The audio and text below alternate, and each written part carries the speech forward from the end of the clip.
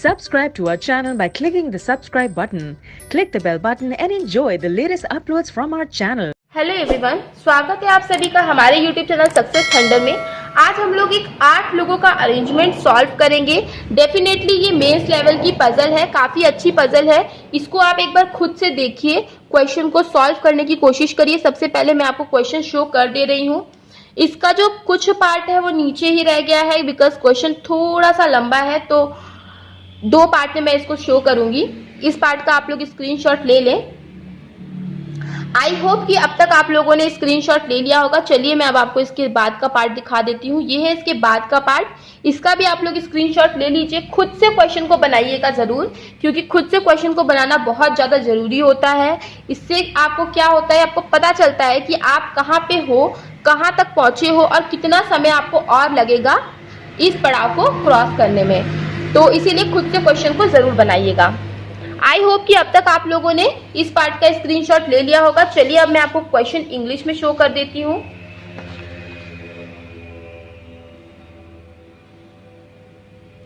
ये रहा question English में। इसको भी मैं आपको 2 ही पार्ट में दिखाऊंगी बिकॉज क्वेश्चन थोड़ा सा लंबा है।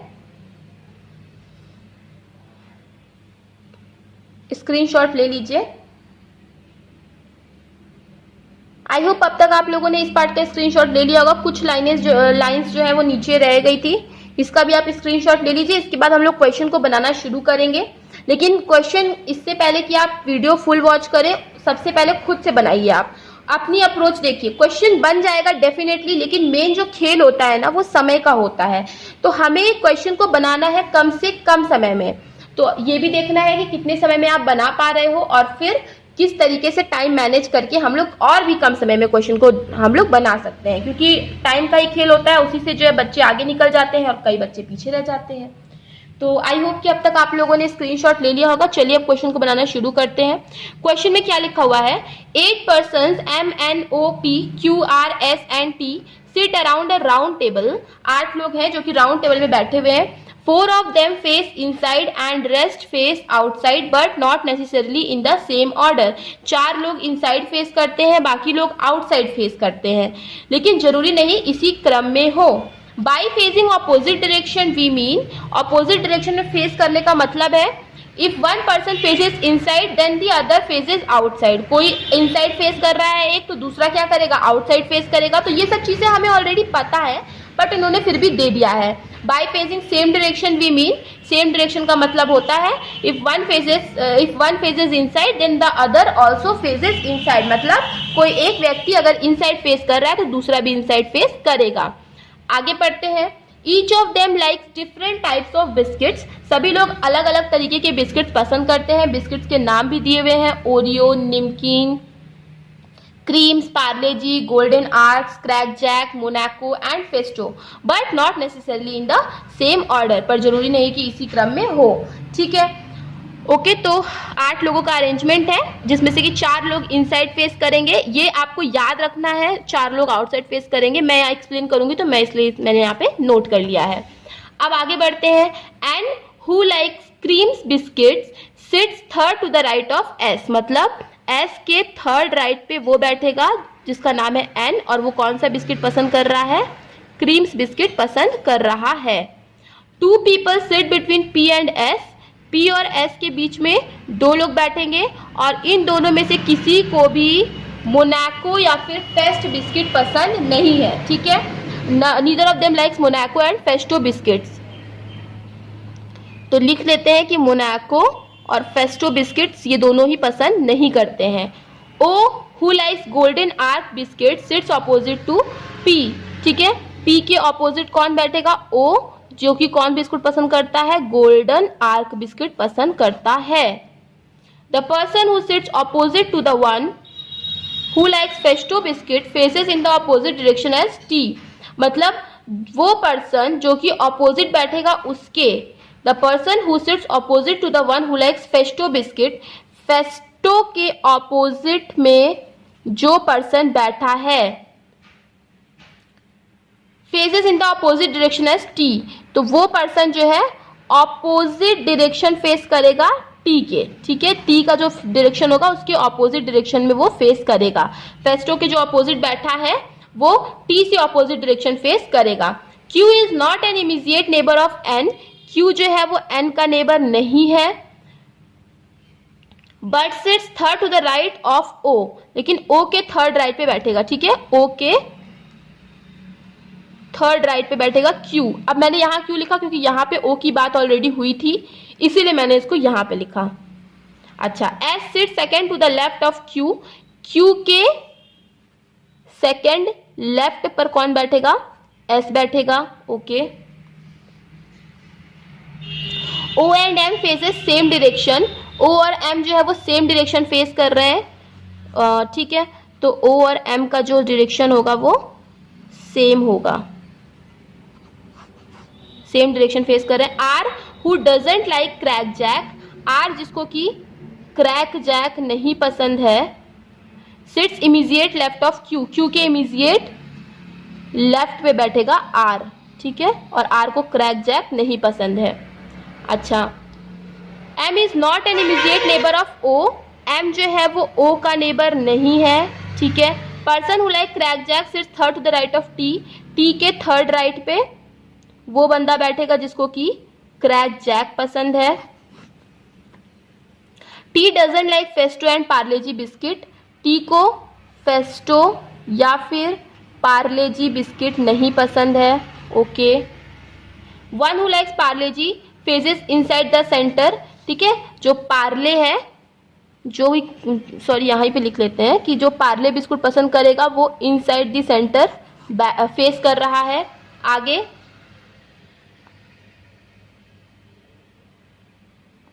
the one who likes Parle-G faces inside the center, immediate neighbor of S faces in the opposite direction to each other, मतलब S के जो भी नेबर्स होंगे ये दोनों क्या करेंगे, ऑपोजिट डायरेक्शन को फेस करेंगे। ठीक है, आगे बढ़ते हैं। Q either likes मोनाको और निमकिन बिस्किट्स। ठीक है, Q को या तो फिर मोनाको या तो फिर निमकिन बिस्किट ही पसंद आएगा, कोई भी एक इन दोनों में से। ठीक है, आगे बढ़ते हैं। The person who likes Oreo biscuit sits opposite to the person who likes Monaco biscuit. ठीक है, ओरियो बिस्किट जो पसंद करेगा वो मोनाको बिस्किट के ऑपोजिट बैठेगा। राइट, आगे बढ़ते हैं। Person who likes Nimkin is the immediate neighbour of the person who likes Festo biscuit. ठीक है, निमकिन और फेस्टो बिस्किट दोनों क्या है, इमीडिएट नेबर है। ठीक है, तो निमकिन एंड फेस्टो जो है वो दोनों क्या रहेंगे, नेबर रहेंगे। तो यहां से देखिए क्वेश्चन हमारा खत्म। अब हमको इसकी जरूरत नहीं है, अब हम इसी से क्वेश्चन को सॉल्व कर ले जाएंगे। तो चलिए क्वेश्चन को सॉल्व करना शुरू करते हैं। 8 लोगों का अरेंजमेंट है, 2-3 डायग्राम बना ही लेते हैं, जरूरत पड़ेगी तो और बना लेंगे, अभी फिलहाल 3-4 बना लेते हैं। चलिए अब इसको कहाँ से हम शुरू करेंगे। तो देखिए यहाँ पे लिखा है कि S के थर्ड राइट पे कौन आएगा, N क्रीम्स आएगा। ठीक है, तो यहीं से शुरू करते हैं। बाकी आप देख लीजिए, जिसके बारे में ज़्यादा इन्फॉर्मेशन होती है हमें उससे ही शुरू करने की कोशिश करनी चाहिए। खैर चलिए शुरू करते हैं। S के थर्ड राइट में आएगा N क्रीम्स। मान लीजिए S जो है वो इनसाइड फेस कर रहा है, तो 1 2 3 N क्रीम्स कहाँ पे आ जाएगा, यहाँ पे आ जाएगा। और अगर S आउटसाइड फेसिंग कर रहा है तो 1 2 3 N क्रीम्स कहाँ पे आ जाएगा, यहाँ पे आ जाएगा। ये वाली कंडीशन आपकी सॉल्व हो गई। अच्छा, Q के सेकेंड लेफ्ट पे आना है S को। ठीक है, ये भी बोला गया है कि Q के सेकेंड लेफ्ट पे आएगा S और Q के इमीडिएट लेफ्ट पे आएगा कौन, R। ठीक है, तो देखिए इसमें दो पॉसिबिलिटी हर में बनेगी। देखिए अब मान लीजिए S इनसाइड फेसिंग है, तो एक बार S को फिर से इनसाइड फेसिंग कर दीजिए, एक बार S को आउटसाइड फेसिंग कर दीजिए, N क्रीम्स यहाँ पे रख दीजिए और इस केस में N क्रीम्स यहाँ पे रख दीजिए। देखिए मेंस लेवल की पजल है, पॉसिबिलिटी आपको बनानी ही पड़ेगी। तो जब S इनसाइड फेसिंग है तो एक बार आप Q को भी इनसाइड फेसिंग कर दीजिए। ठीक है, तो Q के सेकेंड लेफ्ट पे S यहाँ पे आ जाएगा। ठीक है, और एक बार जब S इनसाइड फेसिंग है तो Q को आउटसाइड फेसिंग कर दीजिए, तो Q के सेकेंड लेफ्ट पे S यहाँ पर आ जाएगा। इस तरह से इसमें भी Q को एक बार इनसाइड फेसिंग करिए, Q के सेकंड लेफ्ट पे S यहाँ पे आ जाएगा और Q को एक बार आउटसाइड फेसिंग करिए और Q के सेकंड लेफ्ट पे S यहाँ पे आ जाएगा। ये वाली कंडीशन आपकी सॉल्व हो गई। और क्या है, Q के इमीडिएट लेफ्ट पे आना है R को, तो इस केस में R यहाँ पे आएगा, इस केस में R यहाँ पे आ जाएगा क्योंकि अगेन इनसाइड फेसिंग है, इस केस में R यहाँ पे आएगा और इस केस में इमीडिएट, सॉरी यहाँ पे नहीं आएगा, इमीडिएट लेफ्ट बोला ना, तो Q के इमीडिएट लेफ्ट में R यहाँ पे आएगा और इस केस में भी R यहाँ पे आ जाएगा। तो ये वाली कंडीशन भी आपकी क्या हो गई, सॉल्व हो गई। अब बोला कि O के थर्ड राइट में आएगा Q और O जो है वो P को फेस करेगा, ठीक है। अच्छा, P के ऑपोजिट आएगा, तो Q यहाँ पे, मान लीजिए O यहाँ पे 1 2 3 कर देते हैं Q के लिए, तो O के ऑपोजिट P को आना चाहिए, तो पर यहाँ पे तो आ नहीं पाएगा, तो ये वाली कंडीशन नहीं बन पाएगी। अब देखिए O को अगर आप यहाँ लिखो 1 2 3, सॉरी यहाँ पे तो आ नहीं पाएगा, O को यहाँ लिखो 1 2 3, अगर नहीं सॉरी Q को आना चाहिए O के थर्ड राइट में, O के अगर 1 2 3 राइट में Q आ गया तो O के ऑपोजिट P इस केस में भी नहीं बनेगा, तो ये कंडीशन आपकी गलत हो गई। देखा कितनी जल्दी कंडीशंस एलिमिनेट भी हो जाती हैं। Q अगर आपने O को यहाँ पे लिखा 1 2 3 राइट में Q आ सकता है, बाकी O को अगर आप यहाँ लिखोगे तभी 1 2 3 राइट पे Q आ पाएगा, लेकिन यहाँ पे तो N है तो नहीं आ सकता, एक ही जगह बनी O के 1 2 3 राइट में Q, तो मतलब O इनसाइड फेसिंग है और O के ऑपोजिट आएगा P, और O को कौन सा पसंद है biscuit, golden, right, golden arts पसंद है। इसमें देख लीजिए O के 1 2 3 राइट पे Q आ सकता है, ठीक है, तो इसका मतलब है कि O कहाँ है, आउटसाइड फेसिंग कर रहा है, O को गोल्डन आर्क पसंद है और O के ऑपोजिट कौन आ जाएगा, P आ जाएगा। अब O अगर यहाँ होता तभी 1 2 3 राइट पे Q आ सकता, लेकिन यहाँ पे N है तो ये नहीं बनेगा। इस केस में देख लीजिए O अगर यहाँ आएगा 1 2 3 राइट में Q आएगा, लेकिन O के ऑपोजिट P नहीं आ पाएगा। इस केस में भी देख लीजिए अगर O आपने यहाँ लिखा 1 2 3 राइट में Q लिखने बनाने के लिए, तो O के ऑपोजिट अगेन P नहीं आ पाएगा, तो ये वाली भी कंडीशन आपकी गलत हो गई। अब हमारे पास केवल दो ही कंडीशन है, ये भी सॉल्व हो गया, ये भी सॉल्व हो गया। कितनी आसानी से देखिए क्वेश्चन जो है सॉल्व हो रहे हैं। अब बोला कि Q जो है वो N का नेबर नहीं होगा, तो Q N का नेबर इस केस में भी नहीं है, इस केस में भी नहीं है, ये वाली कंडीशन सॉल्व। M O का नेबर नहीं होगा, M O का नेबर नहीं होगा, तो M यहाँ आएगा इस केस में M यहाँ पे आ जाएगा। अब देखिए M N O P Q R S T, ठीक है, M N O P Q R S T ही बचा है, तो T यहाँ पे लिख दीजिए, इस केस में भी T यहाँ पे लिख दीजिए। दोनों ही केस में देखिए सारे के सारे जो पर्सन्स है वो अरेंज हो गए, ये भी हो गया। अच्छा, O और M जो है वो सेम डायरेक्शन को फेस करेंगे, ये चीज लिखी हुई थी। O इनसाइड है मतलब M भी इनसाइड होगा, इस केस में देखिए O आउटसाइड है मतलब M भी क्या होगा, आउटसाइड होगा। ये वाला कंडीशन आपका सॉल्व हो गया। T के थर्ड राइट पे आएगा क्रैक जैक, अभी T का हमें डायरेक्शन पता नहीं है तो नहीं कर सकते हैं।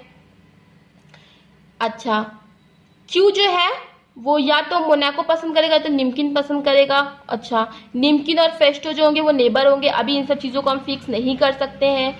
अच्छा, फेस्टो के जो ऑपोजिट आएगा वो टी का ऑपोजिट डायरेक्शन फेस करेगा, ठीक है, तो ये भी अभी हम नहीं फिक्स कर सकते हैं। और ये बोला कि पी और एस के बीच में दो लोग होंगे, तो देखिए दोनों ही केस में पी और एस के बीच में दो लोग हैं, ठीक है, और इन पी और एस में से दोनों में से कोई भी मोनाको या फेस्टो पसंद नहीं करता है, ठीक है, पी और एस में से मोनाको या फेस्टो कोई भी पसंद नहीं करेगा। और बोला कि एस के दोनों नेबर्स जो होंगे वो अपोजिट डायरेक्शन फेस करेंगे, मतलब एस अगर ये इनसाइड फेस कर रहा है तो ये आउटसाइड फेस करेगा, ये आउटसाइड फेस कर रहा है तो ये इनसाइड फेस करेगा।